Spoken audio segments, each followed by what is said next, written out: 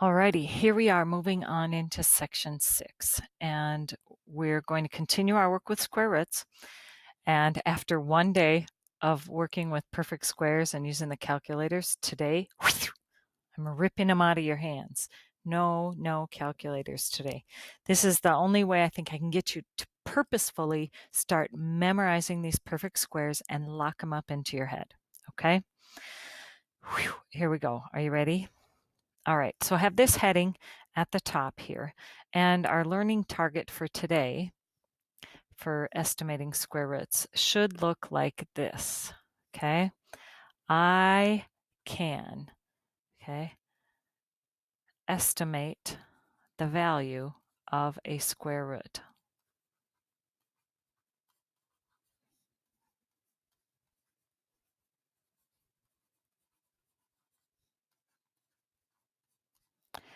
And then the important part, it's not quite done yet. I'm going to use this symbol, W/O, which is shorthand for saying without, all right? So you can estimate the value of a square root without a calculator, all right? Well, how in tarnation are we going to do this? Well, what I'm going to have you do is we're going a little old school here, and we are going to make a handmade square foot ruler. Seriously, okay? So what you need to do is get a piece of paper and turn it long way, landscape way. So if you have a piece of paper that looks like this, I need you to turn it this way. Okay. Now in class, I probably cut you a strip and made it skinnier. And if you want to do that and make it skinnier, go right ahead. But you can make this like the 11-inch way, like this. All right. Then you can either fold it, or what we can do is just draw the lines in. So you decide how you want to do that. But I'm going to have you fold it, I think. 1, 2, 3, 4, 5, 6. 1, 2, 3, 4, 5. Okay. So what I want you to do is exactly halfway in the middle is either make a fold or draw a tiny little hash mark up at the top like this, okay? Because that's going to be the center. Now your goal here is then try to estimate thirds for each half here. So try to split it up into 3 equal chunks for each half like this and put a little hash mark there. And then the same thing here is divvy up this section into 3 equal parts. And then divide each of these little ones in half. Okay, so you get what looks like this. Now I'm going to clean mine up and get rid of these little swoopy things underneath.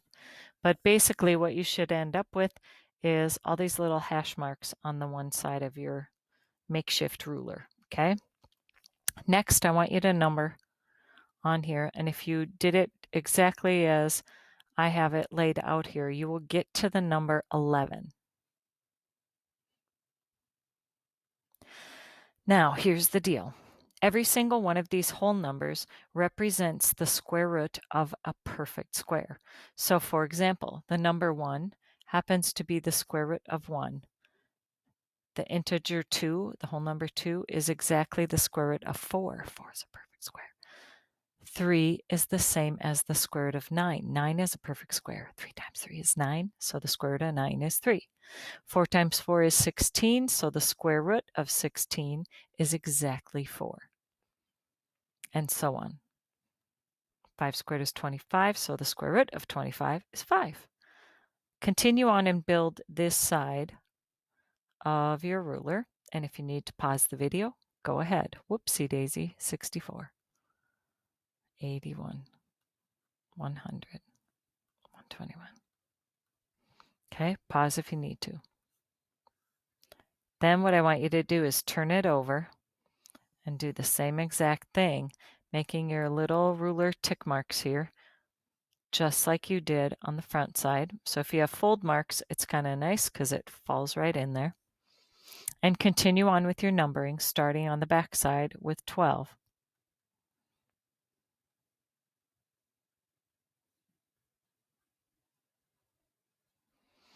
Now, you'll actually go all the way to 22. Even though I didn't have you memorize these, we're going to build our ruler to include these so we can extend a little bit beyond there. Okie dokie.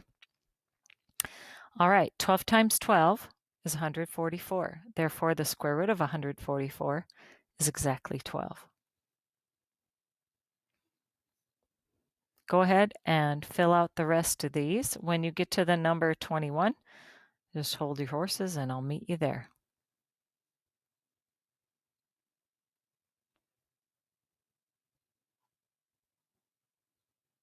Have you got these memorized yet? Hot diggity dog, I hope so. All right. Yesterday, this is what I told you to memorize, all of these perfect squares. So now, when you get to 21, take the square root of 441. That's what 21 squared is.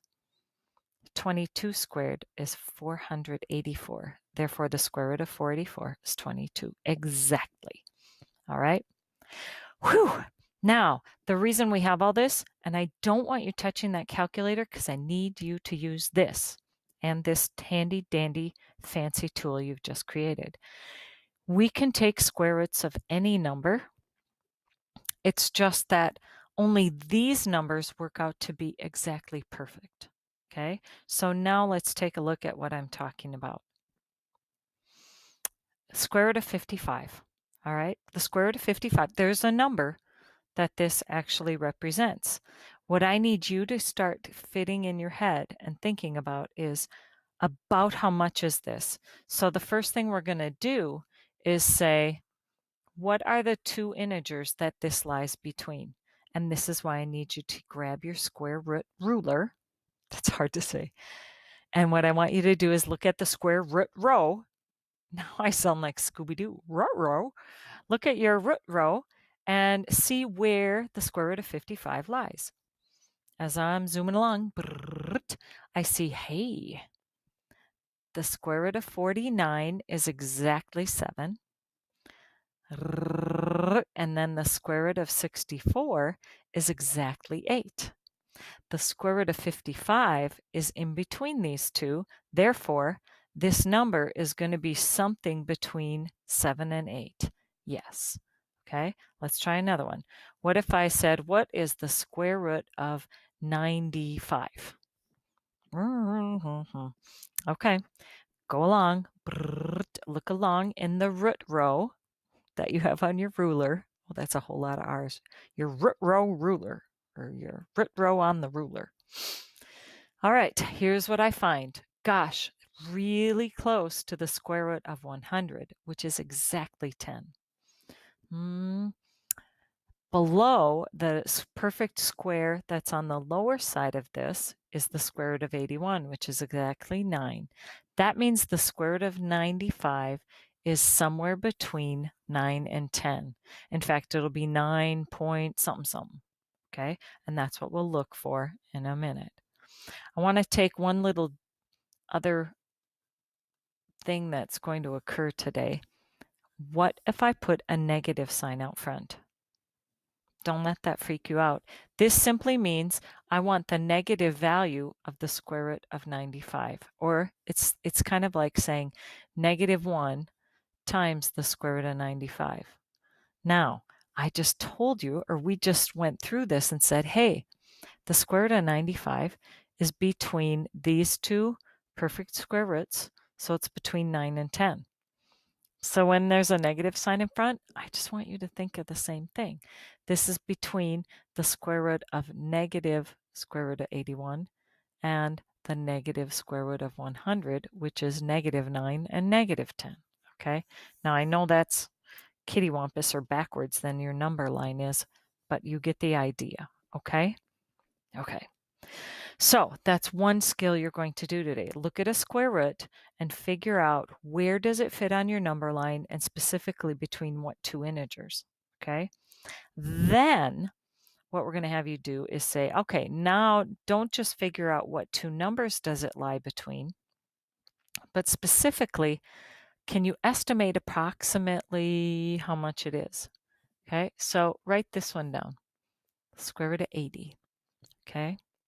And if I asked you, estimate what this is to the 10th place.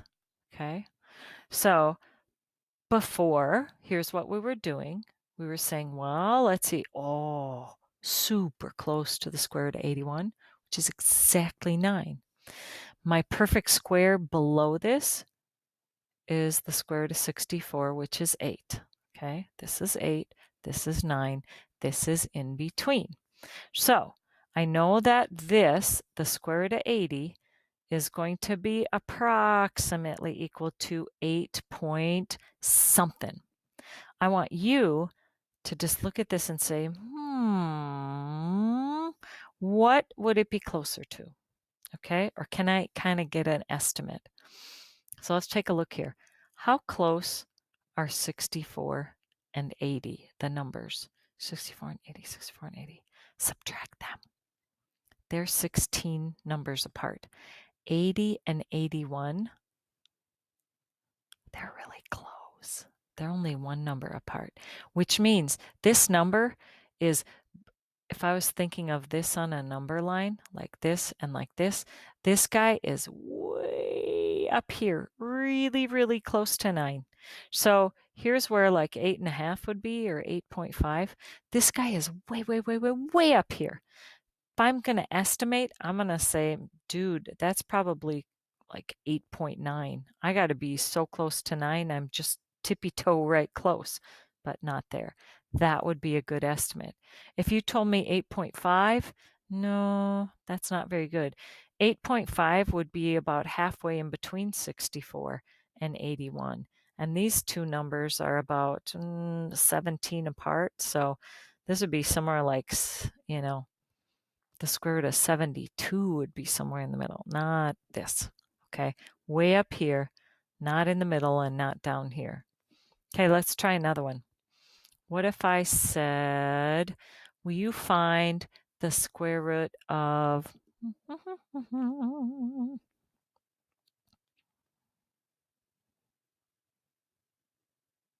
It's taking me a minute because I'm making these up, so just be patient. 20. The square root of 20. Okay, now I want you to estimate this to the 10th place. Okay, estimate to the 10th. Okay, take a look at your ruler and your root row, and let's see what's going on here. Okay, on my ruler, as I take a look at things, I say, well, 4 is exactly the square root of 16. 5 is exactly the square root of 25. And sure enough, the square root of 20 is in between these two. Now, if you had to figure out approximately where does this fall, okay, 20 is about 4 away from 20, or from 16, and it's only about 5 away from 25. So it's pretty close to the middle. Okay, might be just a tad closer to the 16, but it's really close to the middle is where the square root of 20 is. So if you had to estimate where that is, I would say, gosh, it's probably really close to 4.5. Or if you wanted to guess, maybe just a little shy of that because it's really closer to the 16, maybe around 4.4. Either of those are good estimates when we're just using the good old brain power, right? In the days ahead, we'll get your calculator and talk about, all right, whereabouts is it? But you need to have a picture in your head as to what this value is. Okay? All right, now let's move on to this guy. Don't freak out because you see words. Just stop it. Okay? You want to sew a fringe on a square tablecloth with an area of 300 square inches. Okay, hold your horses here. Here's my square tablecloth, and I want my tablecloth to be groovy, so therefore I'm going to put fringe on here, okay? Now, the only information I have for some bizarre reason is the area, and I know my area is 300 square inches. So I got to figure out, first of all, what's one side, okay? And since this is a square, one side is equal to the square root of 300. Okay, so first things first, look at your root ruler. When I look at my root ruler, That's going to crack me up all day. Here's what's happening, okay? As I look at it, I'm saying, all right, 300 in the square root row is between the square root of 289, okay? Because that was exactly at 17. And then here comes the next perfect square is the square root of 324, which was exactly the number 18. Okay, where does 300 fit? Okay, and if I say like here's smack dab in the middle, okay, where is 300? So look at your root row. 300 to 289, that's about 11 apart. And then 300 to 324 is 24 apart. So clearly I'm on the closer side to 17, somewhere in this land, probably, I'm guessing, somewhere around here, the square root of 300. So you're not at 17 and a half yet. Nope. Okay. But I'm probably, I don't know, in the realm of maybe 17.3 or 17.2, somewhere in that ballpark. Okay. You choose one of these numbers. Okay, so if I say, all right, let's say I'll say 17.3 maybe. Okay, that would be one side, which means all of your sides get the fancy, funky fringe. So I've got to have approximately 4 times that 17.3. So go ahead now and figure out how much fringe approximately we're going to need. Either add them up 4 times or multiply.